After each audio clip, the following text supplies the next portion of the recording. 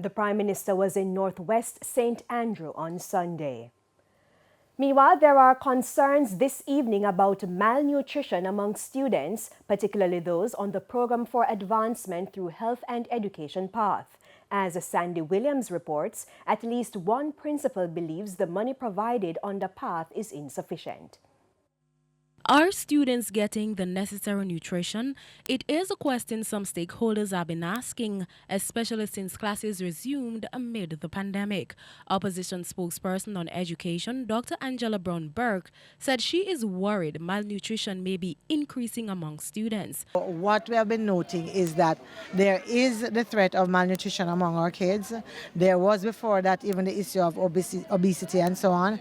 And I believe, especially for the early childhood, an important part of what we have to look at is nutrition at that age, right?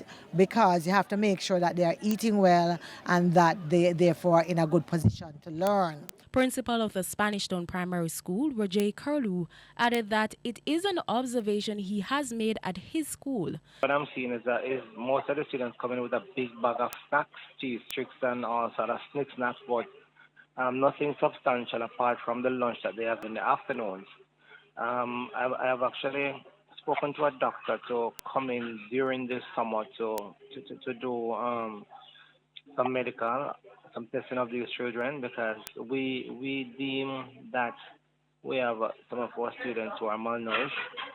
Based on observation. The school leader argued that the situation is even worse for those students whose families depend on the program for advancement through health and education path.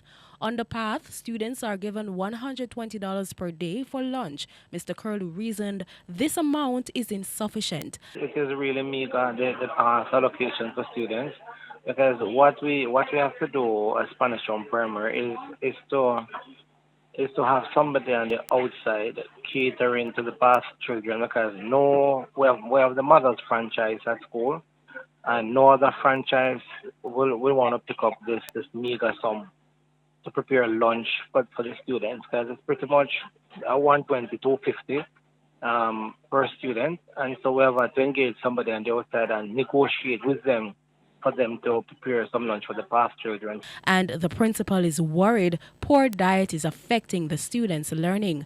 It is why Dr. Brown-Burke wants the state-funded breakfast program in schools to be reinstated. We also want to make sure that when that happens, we don't go back to what we saw not so long ago, which is that the money that should be used to actually do these programs and put nutritious products in our schools actually have mismanagement and end up in people's pockets, that meaning that we're not getting value for money. Sandy Williams, TVJ News.